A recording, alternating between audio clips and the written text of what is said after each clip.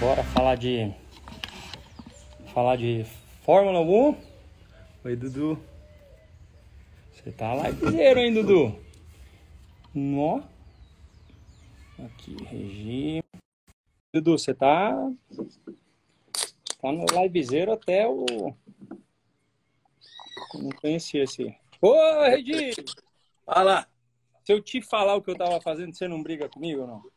Não, fala, você Tá tá fora hoje, tá no quintal? Não, é que eu virei a cadeira pro pessoal não ficar de saco cheio. Até tá, acho que muito claro, eu vou ter que desvirar.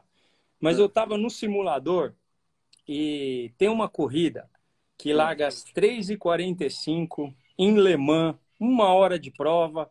Mas, meu, o cara deu uma demoradinha e tal. Eu larguei em último, cheguei em nono, tá muito bom, já tô feliz. O Opa! campeonato é bons pontos. Você acha que eu sou viciado ou não? Acho que não, né? Não tem nada a ver, não. Todo dia, né? Ah, é pra pegar a mão, né? Esse fim de semana, esse aqui ó, vai ficar mais claro aqui. Acho que é isso, ó. Melhorou. É Aliás, você que tem corrida nesse fim de semana, né? tenho corrida esse fim de semana. Graças a Deus já saiu o meu teste negativo. É sempre uma expectativa, afinal de contas, você fica aqui super isolado, mas a gente não sabe ainda quais são, como, né? Vai dar uma... Você sai daqui para abastecer o carro, por exemplo. Aí, então, mas graças a Deus, é isso que eu desejo para todos os meus amigos competidores também, para que a gente possa ter... Mas vamos lá, Regi, vamos falar de Vamos lá! Fórmula 1, Fórmula 1. Grande Como é que Prêmio, você viu? Grande Prêmio da Espanha, esse Grande Prêmio sempre espetacular, cheio de disputa, né? Nossa Que a senhora, é duro, gente né? sabe. Porque Jerez de la Frontera, se você lembra, era um grande prêmio da Espanha, que era meio chamado, era o segundo grande prêmio, mas era chamado Grande Prêmio da Europa. Mas lá não tinha ultrapassagem porque a pista era muito fechada. Muitas curvas de baixa, você espera o competidor acelerar para acelerar. E essa é tudo curva aberta, deram fizeram uns Szinhos ali no final para ver se melhorava, mas, meu, não Nada. tem jeito. São duas assim, extremidades, curvas de alta, é muito difícil o carro seguir, o cara da frente. A gente viu várias vezes o Albon tentando passar por fora. Acho que numa delas ele, inclusive, conseguiu na curva 3. Curva 3 é um dos maiores raios de curva longa da Fórmula 1. Parece parabólica, né, cara? Ali foi a maior quantidade de força G que eu senti no pescoço. 5,6 em 1997, quando a Bridgestone estava testando os pneus. Então, foi pneuzinho mais mole, aquela coisa, o pescoço, totalmente de lado. 5,6 Gs. Então, é muito difícil você seguir o cara da frente lá. Nós estamos falando, hoje em dia, pé embaixo totalmente, batendo sexta marcha na saída daquela curva, a mais de 250 por hora. Então, com certeza, é uma curva muito difícil de seguir. E a gente viu um exemplo disso, foi, na minha opinião, a ótima corrida do Vettel, que conseguiu levar uma parada a menos que a galera para acabar nos pontos, porque ele até falou no rádio, falou, não tenho nada a perder, então eu vou tentar ficar aqui na pista. Então, com o pessoal não conseguia sair grudado dele da última curva e ele se manteve. Ô, Rubinho, ponto-chave da corrida. Esse momento da largada foi assim, largada do Verstappen, principalmente do Stroll, sensacionais, né? Deixando o Bottas ensanduichado ali, né? Então, mas você sabe, Regi, que eu tô me questionando, até quando eu tiver com os meninos da Fórmula 1 para perguntar para eles, se eles estão com algum tipo de problema de visibilidade lateral. Porque desde que o Hans tomou posse e a lateral do carro subiu, você realmente não tem essa visão totalmente lateral. Mas o Bottas poderia ter fechado muito antes a porta para o Stroll naquela tocada. Aí ele foi o sanduíche que você falou, não, aí o cara teve que tirar o pé. E olha que não bateu por um cabelo. Então, mas a largada foi crucial. Só que ele perdeu mais por não ter tomado a iniciativa de fechar mais a porta. É muito fácil a gente olhar agora, né? Mas ele deve ter a explicação pela qual não aconteceu. Mas perdeu muito tempo. Você vê que, se eu não me engano, o Stroll está do lado esquerdo, né? Ele cruza a pista para fazer aquela tomada ali por dentro do muro ainda, não tinha nem terminado o muro, eu acho. E aí ele surpreendeu o Bottas. É estranho, o Bottas errou bem a largada, né? Essa aí é uma condição que a gente ainda não... Você passa o fim de semana inteiro fazendo cálculos de como usar a dupla embreagem para ter o launch. Hoje em dia, mais do que nunca, os caras mais acertam do que erram. Então, quando ela começou a ser lançada, em 2009, eu comecei a usar na Brown. Então, o que é a dupla embreagem? O cara, ele aperta até o nível que ele sabe, né, para o cara que tem o carro manual. Colocou primeira, começa a soltar a embreagem, o carro começa a mexer. Ali, aperta-se um botão e fica conhecido aonde está essa embreagem. A outra abre totalmente, o carro não vai para frente, você, joga a outra embreagem nessa, que já está para andar, e aí é onde tem o maior ganho possível de launch control, digamos assim. Então, é por aí. Você acha que, não só pela largada, mas por todo o resto, poderia-se dizer que foi a melhor corrida do Lance Stroll que a gente viu? É que assim, Regi, correr na frente é muito mais fácil do que correr lá no meio da galera. É uma corrida que você depende de você e de você. Então, não cometendo erros, estando mais fortinho e tal. Teve uma hora que o Pérez estava mais forte, mas depois aí ele decidiu não parar, e aí com o pênalti lá dos 5 segundos, ele acabou atrás de qualquer forma. Mas ele vem se surpreendendo, porque nos surpreendendo, porque cada hora mais, com um carro bom, o cara sabe que se ele fizer uma voltinha mais ou menos na classificação, ele ainda tem chance de estar entre os 10 primeiros. Então, as minhas melhores corridas, a gente pode falar com certeza das vitórias, mas eu tive corridas que eu fui dormir muito feliz, que eu acabei lá para trás, 12º, 13º. Então, você fica ali no meio daquele bolo e bate daqui, bate de lá e muda estratégia para poder passar 1 ou 2 e chega em 10º. Aquela mesmo da Hungria que eu passei o Schumacher era a mudança de estratégia para poder chegar entre os 10 primeiros. Então, o piloto tem consciência disso, mas você fica tranquilo em relação à equipe? Você acha que os caras viram que eu fiz mais do que eu podia? A equipe vê. As equipes veem, Regi, porque a análise de todos é assim, você não tem... o Stroll até agora nunca chamou atenção. Então vamos falar.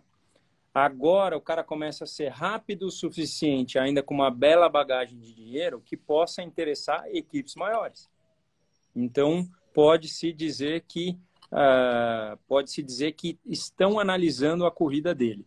E eu vou te falar, ele está surpreendendo, porque não tenha dúvida, quando o cara ganha um europeu de Fórmula 3, por mais que ele tenha superioridade de equipamento, ele tem que ser bom. Porque se o cara for mediano, ele não ganha de nenhum jeito. Então, tô feliz com o resultado dele, apesar de você... eu fui dormir triste o dia que você falou que ele é meio narizinho empinado e tal, mas o que vai fazer, né? Informações também não... Informações. Falaram, a minha tia falou, tal, mas enfim... Deixa eu te perguntar para quem está pedindo um oi, eu mando um oi. Aqui a gente vai fazer todos os comentários e daqui a pouco eu abrir para vocês as perguntas e alguma coisa.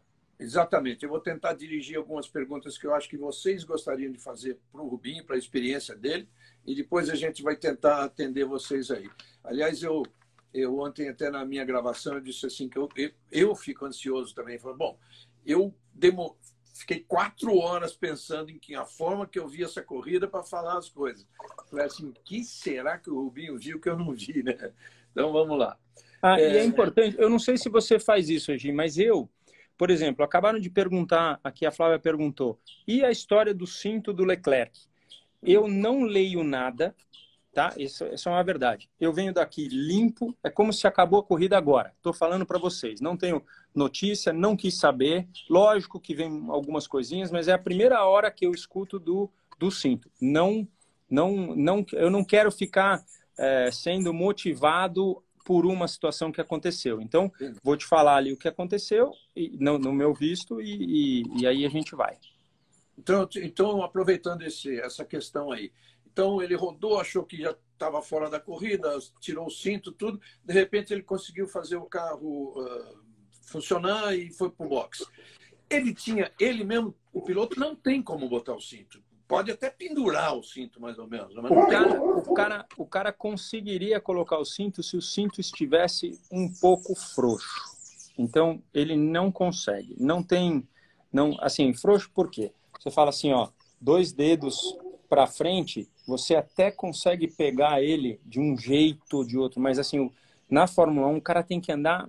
assim, você acaba a corrida com as marcas do cinto, porque tem que estar muito apertado. Então, é assim, a dúvida para mim foi, aconteceu um problema de motor muito claro que a gente viu e o carro foi para trás. Para ele ter tirado o cinto, o motor desligou, concorda? O motor não estava ligado, senão o cara vai até o box.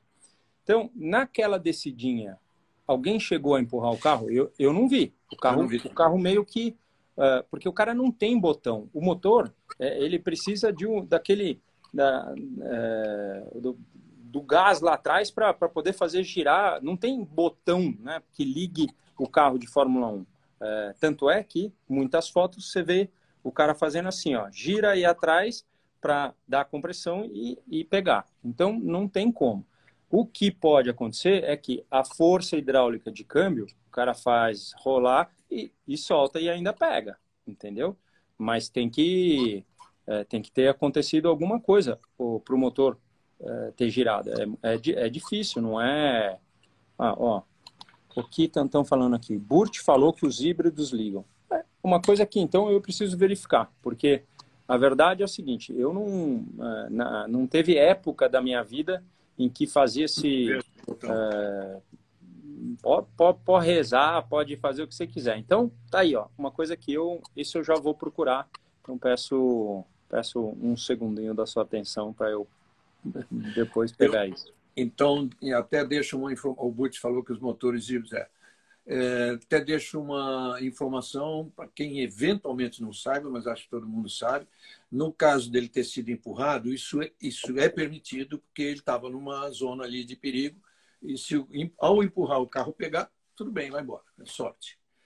Me fala o seguinte, a Pirelli fez uma simulação de que os pneus macios deveriam ser trocados na volta 16 a 18. As duas Mercedes foram a 23. E aí, no caso do Pérez, o Leclerc teve mais um, foram a 29. Tudo bem, para ir a 29, aí você vai perder performance, mas você fala assim, vou rolar porque eu vou arriscar uma estratégia. Mas não é o caso da Mercedes, que inclusive, quando o Hamilton ficou meio liberado para acelerar, ele fez a melhor volta da corrida naquele momento. Regi, eu acho que a história da prova é que a gente nunca pode, primeiro, descontar uma Mercedes, porque eles tiveram um problema de pneu, então, por estar mais quente e Barcelona ser pesado no pneu, que a gente daria como descartado e o Verstappen ganhasse. Eu acho que esse foi o grande ponto. Tanto é que nos comentários do Verstappen, você vê que no meio da prova ele fala assim, no momento da prova ele fala assim, já tô chegando nele. Só que o Hamilton lá tava, ó, só dando a tocadinha numa boa, que sabe que a ultrapassagem é muito, muito difícil. Então, a hora que ele viu que o pneu estava dando... Tanto é que ele mesmo teve o blister, né, as bolhas, na parte interna, a parte externa do pneu interno traseiro. Falei difícil, mas é isso aí. É o pneu de trás, mas a parte externa. Que é pouco usado e zero problema. Você viu que ele continuava indo muito rápido, né? Então, agora, essa coisa é o seguinte, você como piloto de Fórmula 1, como você não tem mais o problema da gasolina, são só os pneus, você nunca sai já com a mentalidade de falar, olha, tem que ser na volta 18, pode ser na 17, pode ser na 19 e pode ser na 26, caso o cara fale, meu, não tem ninguém mais rápido que você. O cara, quantas vezes aconteceu comigo, Regi? Você fala assim, pneu tá muito difícil de guiar. Ele fala, mas você é o mais rápido da pista.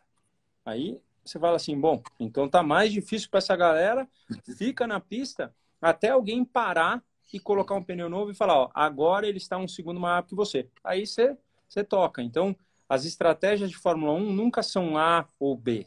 Tem F, entendeu? Tem várias. Claro.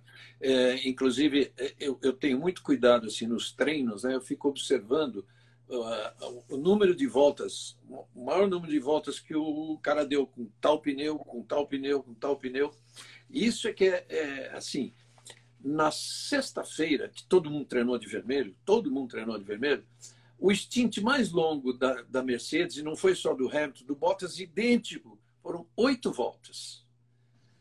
Aí, isso me leva a pensar, é tal negócio, é experiente, mas não é piloto. Eu falei assim, pô, eu acho que 8 voltas tá aqui, para dar 10 no máximo.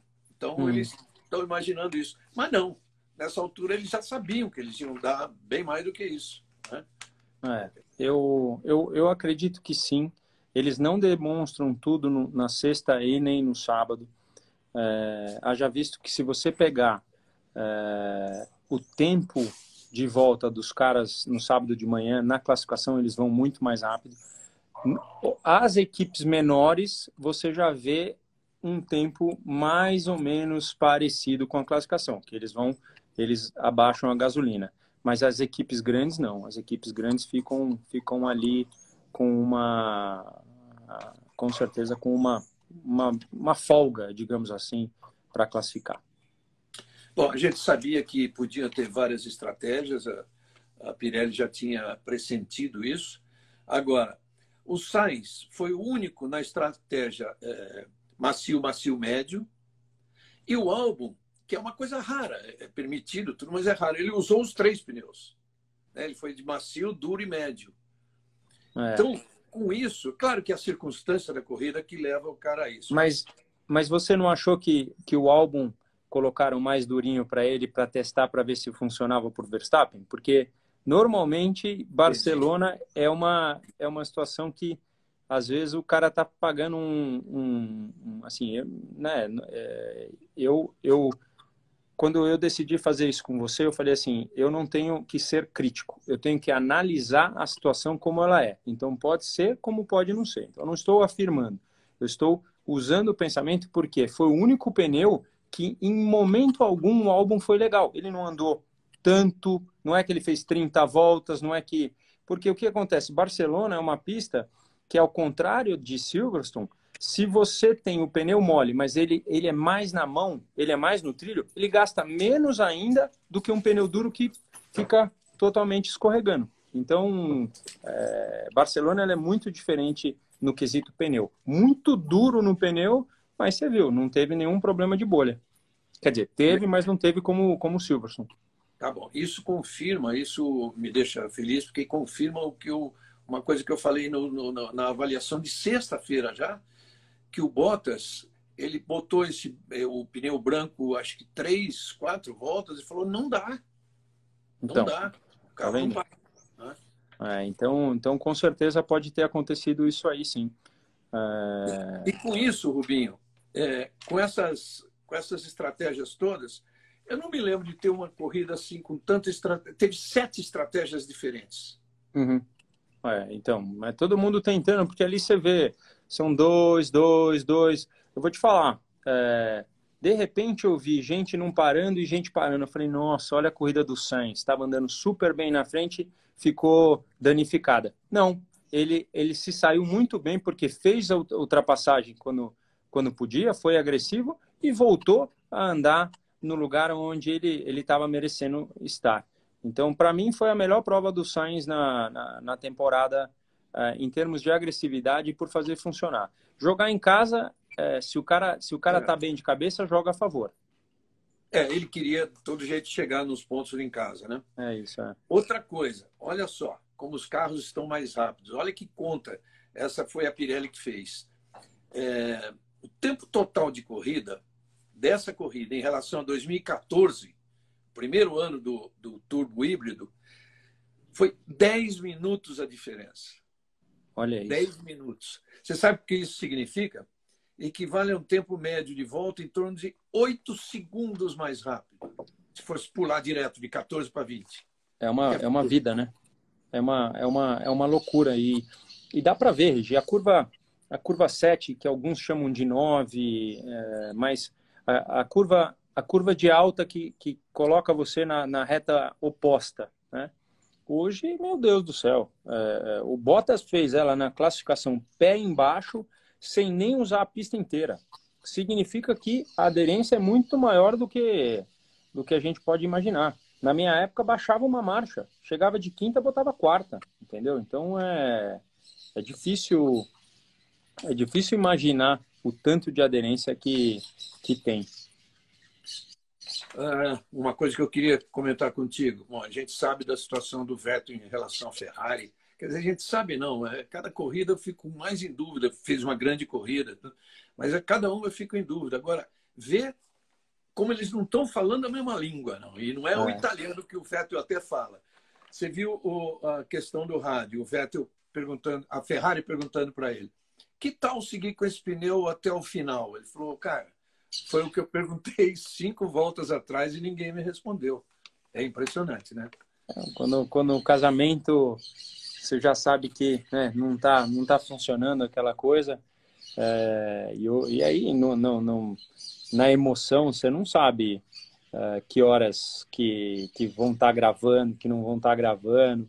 Então, o cara manda uma dessa, porque assim, eu não quis dizer nada, mas é ríspido, né?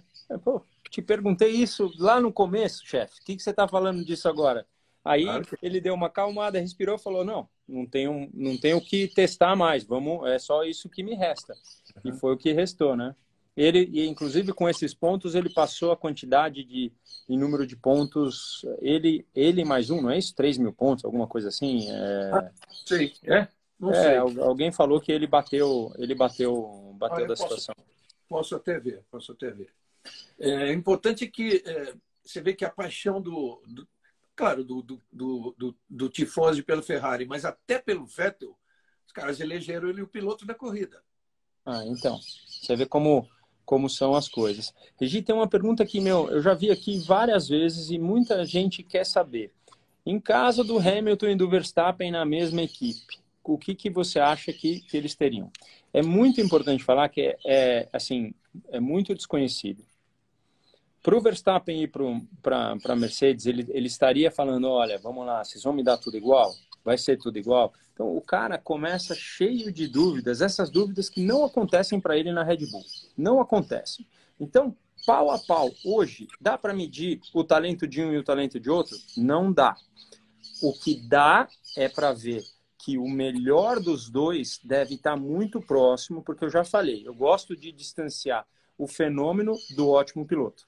E os dois são fenômenos, entendeu? Então, na minha opinião, é que seria uma briga de foice, mas o Hamilton, com muito mais experiência, poderia ficar com mais tranquilidade em horas de que está fervendo o cérebro, o que eu vou fazer? Porque a gente não pode... O Bottas, ele está para lá de ser um piloto que não dá trabalho para o Hamilton. Ele dá trabalho, mas é que o Hamilton sabe o momentinho final ali. Tanto é que, assim, você imagina quantos são os 0002 que ele ficou atrás na classificação. Aquele 002 na frente, que parecia que ia acontecer, porque a volta do Bottas foi muito boa, poderia ter mudado a história da corrida. Porque daí o Hamilton larga para trás, tá num piso pior, né? Porque o pessoal acha que é só largada, mas não. Pô, você está passando toda hora por fora. Ali tem mais aderência. Aqui tem menos. Então, cara, se o Hamilton larga lá, poderia ter sido ele o terceiro colocado na prova. Então, a tomada de tempo e a velocidade tem sido muito importante. O que você me diz da capacidade do piloto ler a corrida? É só a experiência que faz isso?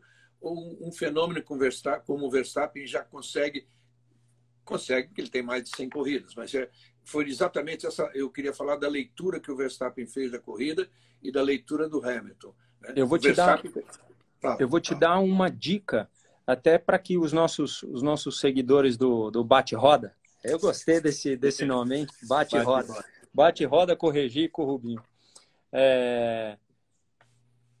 O tom de voz do cara no rádio, em uma situação extrema, que o cara fala assim, vamos parar nessa volta, tudo bem? Por exemplo, ele coloca uma pergunta, que o cara tem que fazer uma frase que tenha mais de 5 palavras, que ele não fale só tudo, que ele devolva. Você entende que o cara está queimando energia ainda, porque o físico não chegou no nível de algum outro. Você consegue entender que ele ainda está... por exemplo, o cara responder e ele passa um pouco a freada. Então, tudo ali movimenta demais o corpo, o organismo, o metabolismo. O cara tá assim. E você vê que ainda o Verstappen tem um tom de voz um pouco mais alto, se bem que o rádio do Hamilton, pela forma de como ele se expressa, é um que não dá muito para ouvir. Mas eu já estive lá dentro do box da Mercedes e você vê ele falando como se a gente estivesse conversando aqui. Então, é um nível de físico tão bom para ele que o cara tem tempo de não queimar energia. Chega, ele processa, ele devolve. Lógico que tem seus up and downs, mas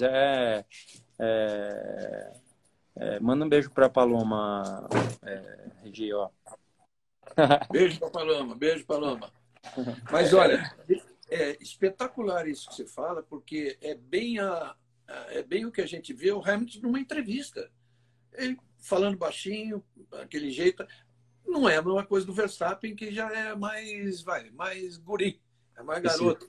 O Zé Mário entra aqui e fala assim, eu já vi seu rádio na Stock, você é muito calmo, parabéns. Olha as coisas onde o cara vai buscar, filho da mãe, bem só para sacanear. Mas é que eu realmente, no meu caso, o que eu mais gostava de ouvir é alguém que entrava no meu rádio e falava assim, cara, você parece que está no sofá de casa. Então, o que eu fui batalhar em todo o tempo? Puta, Schumacher era aquilo. Eu falei, pô, eu só vou conseguir chegar a um nível para competir com esse cara o dia que eu tiver mais ainda um preparo físico que me dê a raça de poder não queimar energia. Então, é isso que acontece.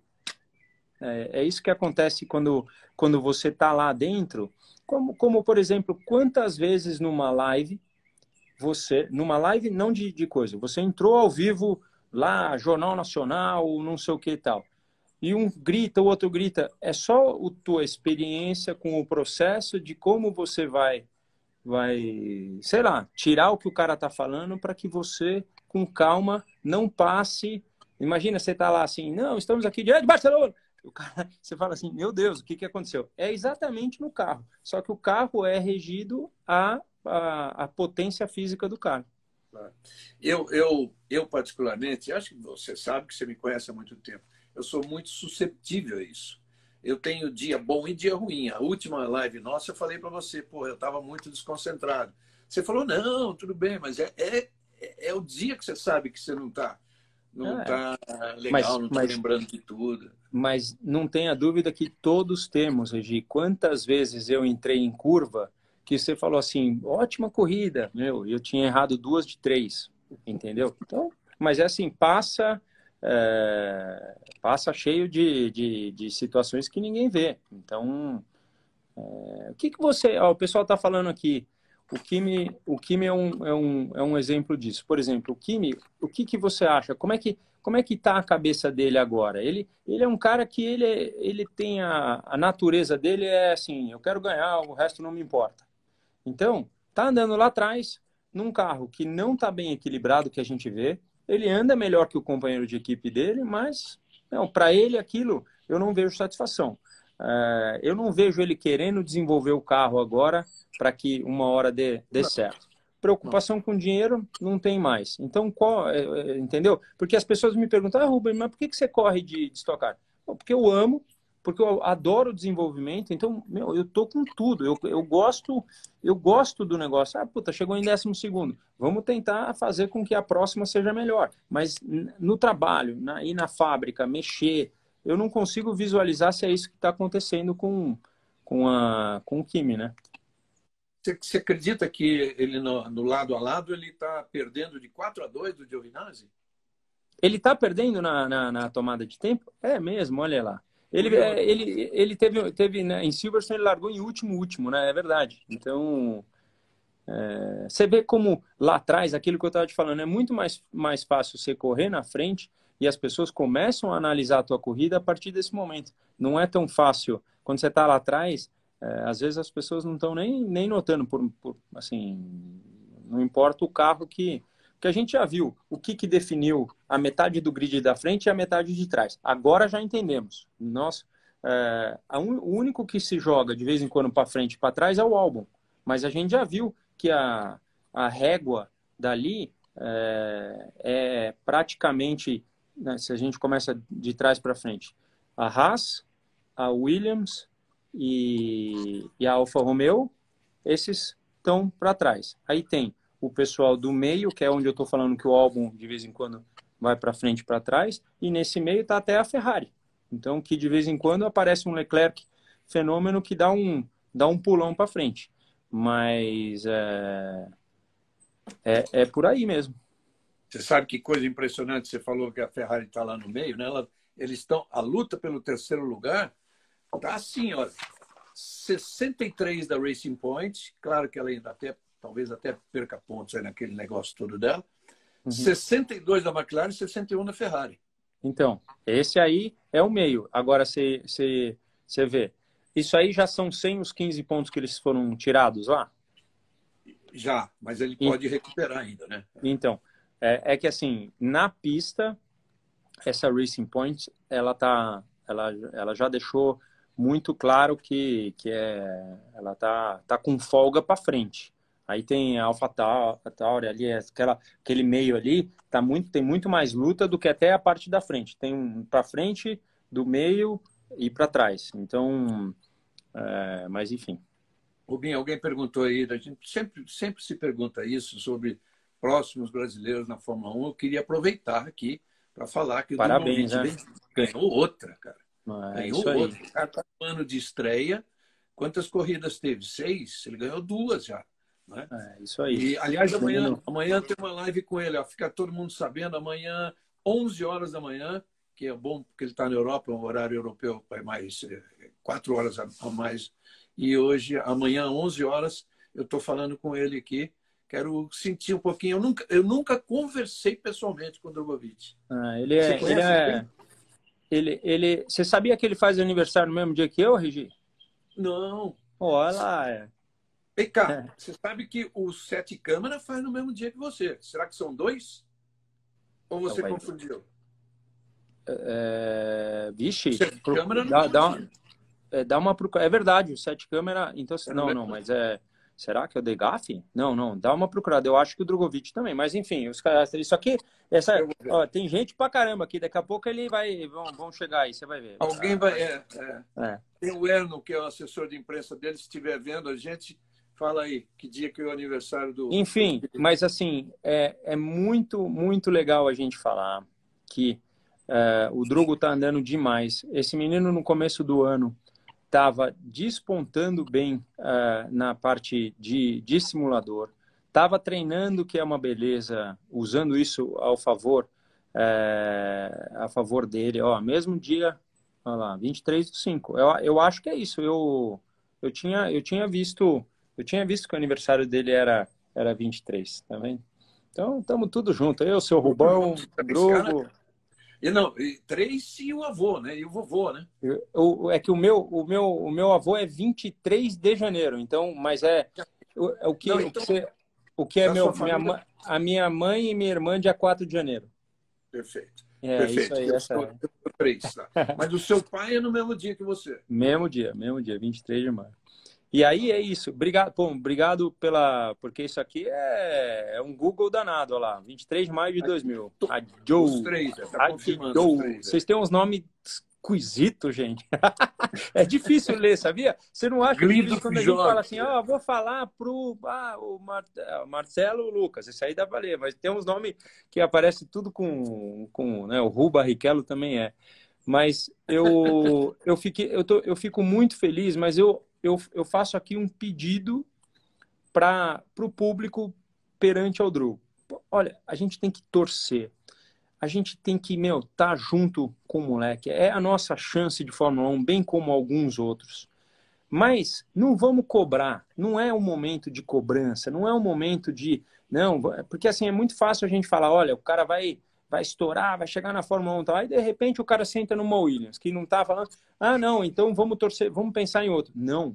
É a hora de apoiar, é a hora de fazer carinho, é a hora de subir, é a hora de estar junto, entendeu? Sem querer levantar muito rápido, porque, putz, quando levanta muito rápido para cair, entendeu? Infelizmente aconteceu com amigos nossos como o Felipe Nars. No começo, nossa, de repente veio para baixo. Então é importantíssimo isso agora. É um momento que a gente está muito carente de piloto brasileiro, a gente está carente dessa situação, mas a gente precisa aprender com esses erros para a gente começar a subir e permanecer. O dia que voltar a ter Fórmula 1, brasileiro na Fórmula 1, que a gente não perca essa esperança de que fique para sempre, porque é muito ruim estar sem brasileiro, não é? Então, é muito importante a gente dar um apoio para ele. Você acha que o Enzo, o Pietro tem alguma chance em função do que principalmente o Grosjean tem feito de erros? Então, vamos esperar para ver se alguma sexta-feira ele é colocado para treinar. Você já falou isso, é verdade. Se ele dá uma treinadinha e marca um tempo bom, ali está faltando só realmente demonstrar a velocidade em comparação a dois caras que você já tem um conhecimento, porque assim, Grosjean e Magnussen podem estar fazendo isso, fazendo aquilo, mas são rápidos. Eles têm lá. Então, se o cara comparado a ele, pode ter uma chance. Quando um piloto começa a falar demais, ou falar de menos, ou assim, a chance existe sim para o terceiro piloto da equipe. Legal, Rubinho. Alguma coisa mais da corrida que você gostaria de falar? Que a gente está chegando aí no... Um abraço para o Rui Veloso. Nossa, faz tempo que eu não ouço falar. Amigos de Portugal nos assistindo também. Muito bom. Rui Veloso. Para mim está entrando um pouquinho depois. Apareceu agora o Rui Veloso. É um negócio de piloto. Piloto anda um pouquinho mais rápido. Bem pouquinho, bem pouquinho. Tá, Ô, Regi, eu acho que a corrida não teve... A gente comentou super o que tinha para falar. A corrida não teve muita emoção, né? Como você falou, a gente não teve tanta emoção nas outras que tivemos nas 3 últimas voltas com acontecimentos, mas dessa vez ela foi mais tranquilinha, como é de se esperar. Então, eu acho que a gente comentou muita coisa ali. O Pérez voltou bem. Agora vem o Spa, né? O Pérez voltou bem. Bom, bem lembrado. O Pérez voltou bem porque o cara passa um tempo fora, você não sabe se ele teve acesso à ginástica, como é que era a situação dele, porque ele ficou isolado, mas se o cara está em casa, ele faz. Então, uma pergunta aqui, o Nelsinho perguntando.